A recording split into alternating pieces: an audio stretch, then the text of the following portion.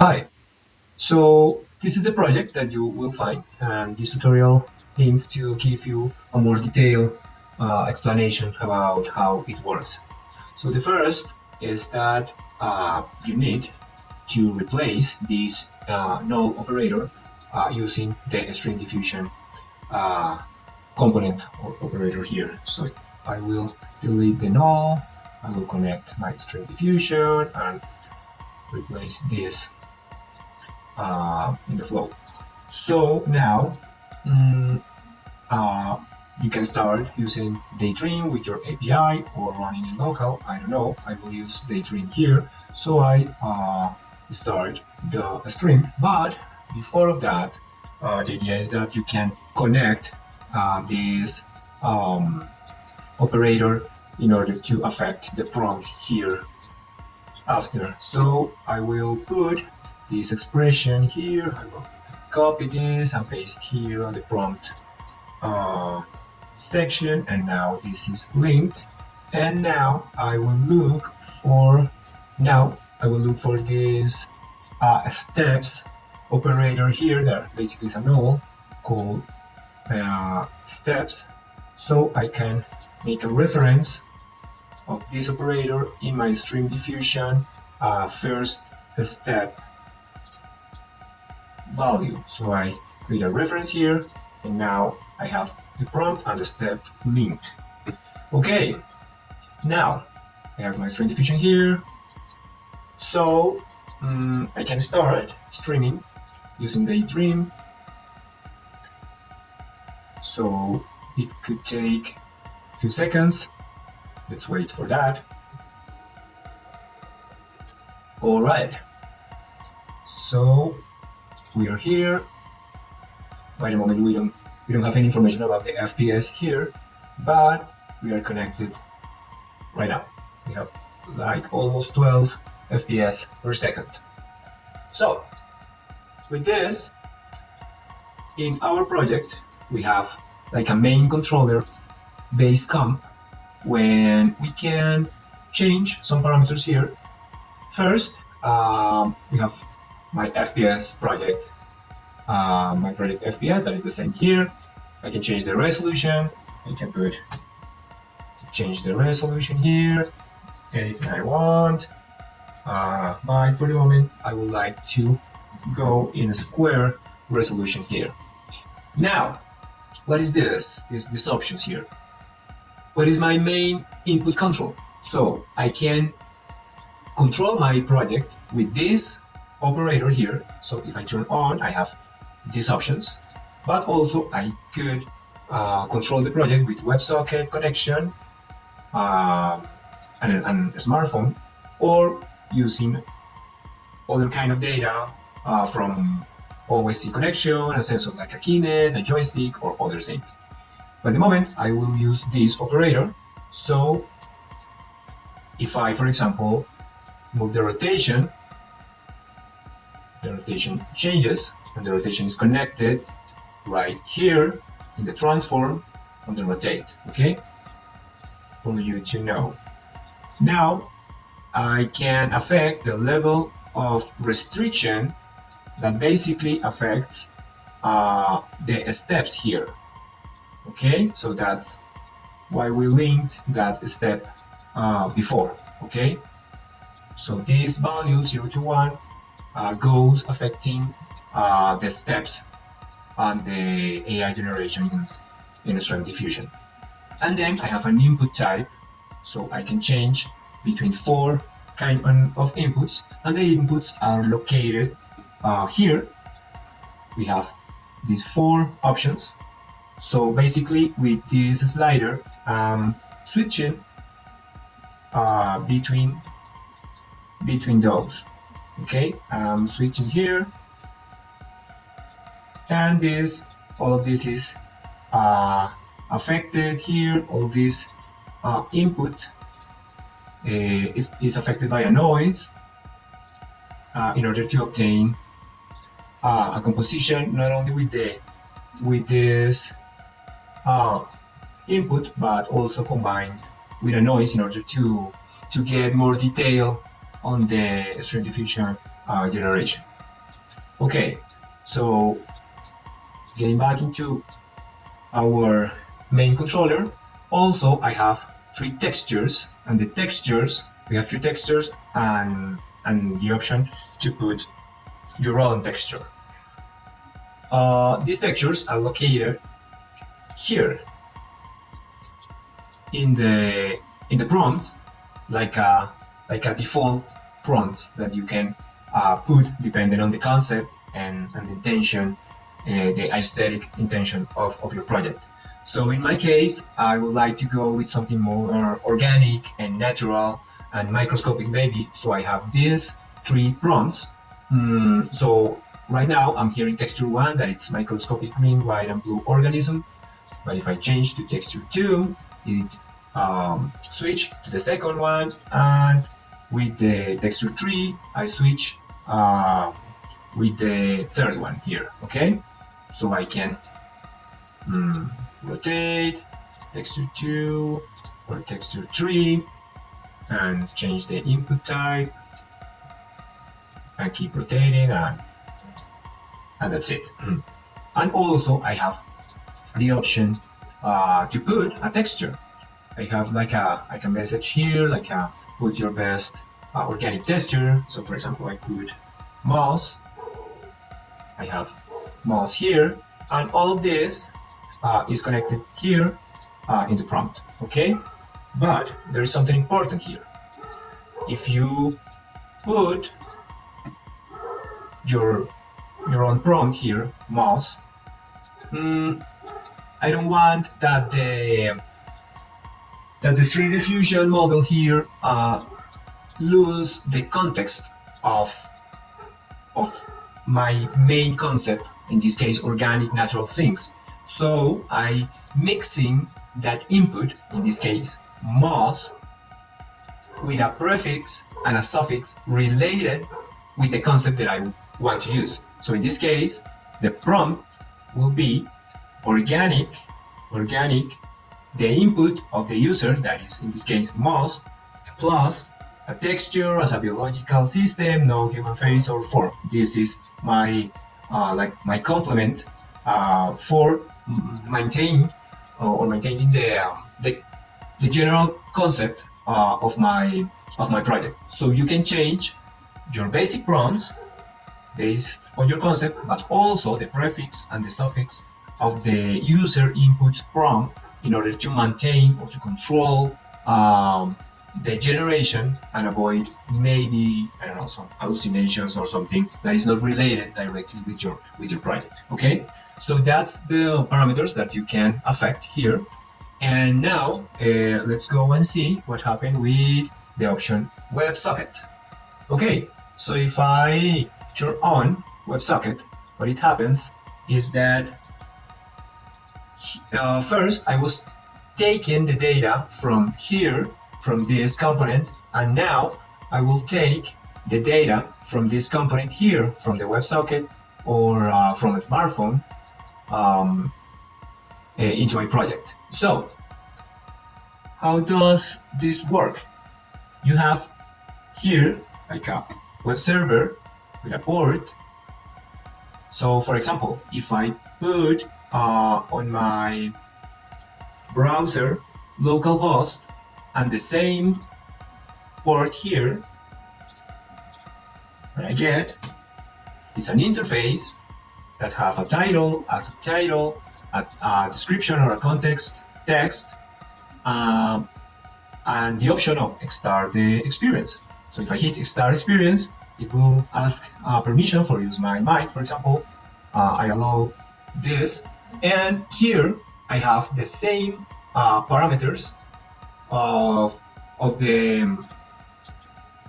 this operator here. I have the same parameters, but now working in a remote UI, for example. But here we have localhost by the moment.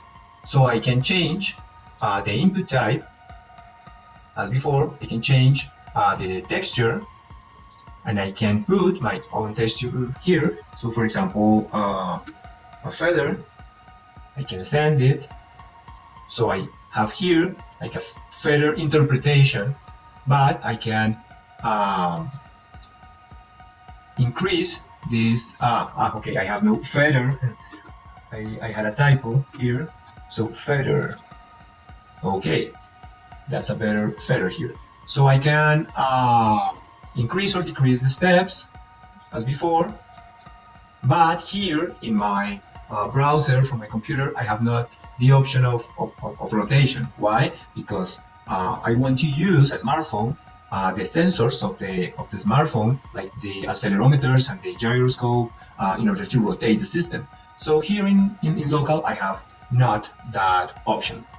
But it's good to know that you can run it locally if you want.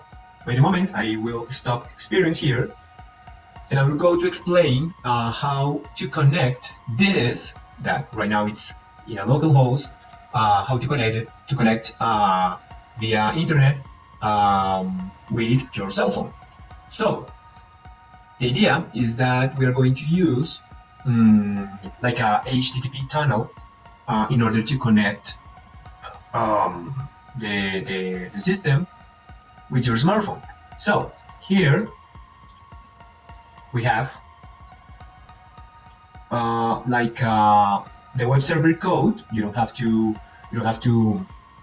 change anything on this. But here in the client HTML, you have all the config variables that you can change in order to modify, for example, the text of the buttons, and you can change the colors, and you can change many things, or all the things that you want to customize on the UI, for example.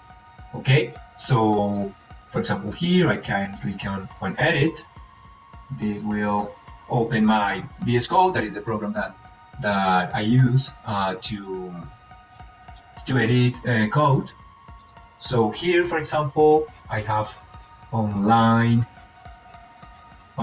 Here I have all the quick config values, so I can change the title, the subtitle, all the colors, all the labels, all the buttons, and anything. So you can edit that and save, or you can directly edit here also if you want. Okay, having that, I need to connect this to this tunnel, okay, in order to make some changes using my smartphone. So I put here ngrok, because ngrok is one service that you can use for to do that, but basically you can use any other service related with this. So for example, I can look for HTTP tunnel service free, for example. So I can use ngrok or Pingy or local tunnel or a Cloudflare service too. It depends on your needs, and not all of the services are free, so you have to be aware of that. But basically, you are going to use one of these services. So in the case of ngrok, for example, you have to create an account and to download ngrok like an executable file on your computer. And if you have any questions, you can ask me in the comments. But basically, when you have ngrok installed, you can start ngrok here. So ngrok, and it's like a command prompt. And here I will put, in the case of ngrok, I have to put ngrok followed by HTTP, and then the same port that I'm using here. Okay, so in this case, I will copy this and I will paste here, hit enter, and now I have this URL. So this URL is the URL that I am going to use to control the system from any device connected to the internet. Okay, so I leave it here. I have to minimize, and now I have my cell phone here. I'm capturing my cell phone here. Let me put this side by side. Okay, so something like this. Okay, thanks for your patience. Okay, now I have both. So now I have here I have previously loaded the URL here. So I hit in my URL, and I have exactly the same that in localhost, but now from my smartphone. I will start this camera here so you can see in real time what is happening here. Okay, so here I can hit on start experience, allow the microphone use. Why the mic? Because you can get the mic level here. So if you can hear my voice talking in the smartphone, the mic variable or value will change. So you can use this for changing or any other parameter here. Okay. Now, okay, I have the same options here to change the input type, like the input image or form. Also, I have to change the texture here. So I can put my own texture here. For example, I don't know, sand. And I hit send. So now I have sand. And let me go back with the texture 3, for example. And besides of that, now I have the possibility of rotate the system using the gyroscope and the accelerometer of my cell phone. In this case, I'm using the alpha value here, and also I guess the beta or the gamma. I'm not quite sure, but I'm mixing this both in order to change all the rotation of the system in real time based on my gyroscope or of my cell phone. Okay, so that's how you can control it from your cell phone. So remember that you can change anything here of this UI using the code here. Okay, you don't have to bring any other code, at least that you want to do it, but only changing here, that's enough to change the colors and the labels and the name and the subtitle and anything. Okay, so now I can hit in stop experience, and now I rotate my phone and it doesn't affect the system. So let's see what happens when you want to use not a smartphone but another kind of input for your project. So let's say that now you want to use your own input, so you can go to the main controller and you can switch from Websocket to your own data, and here you have the inputs in order to obtain exactly the same parameters that will affect the system: the rotation, the steps of the StreamDiffusion generation, and the type, the structure type. Okay, so basically you can connect anything here in order to obtain this. You can connect OSC signals, you can connect something from a MIDI device like a Kinect, and of course if you connect anything you have to maybe use like a select shop in order to select the specific signal that you want to use, and then let me move this, and then you can connect the signal that you are selecting. Maybe this is an example, so I can replace this maybe with a math. So for example, if I have a signal here, let me use as an example, and for example a mouse in. Okay, so if I have a mouse in here, I can connect this, I can get my X position of my mouse. So I notice that I have -1 until 1 here, so I can affect with this math the range, so I can get from -1 to 1, and I want to normalize here from from the rotation that I want. For example, I have from 0 to 360, and now if I move my mouse, I have the rotation here, for example. So you can put anything, any signal to change this. Of course, you can affect or any other parameters that you want. For example, you want to affect here, I don't know, the pivot or anything, or any other parameters here, you can also play with that. Here you have your final output, but you can turn this off and you can turn on these two inputs that you have basically the input that the StreamDiffusion operator receives and the final result here. So I think that's it. If you have any questions, please leave those in the comments. I hope you can create a lot of things with this system.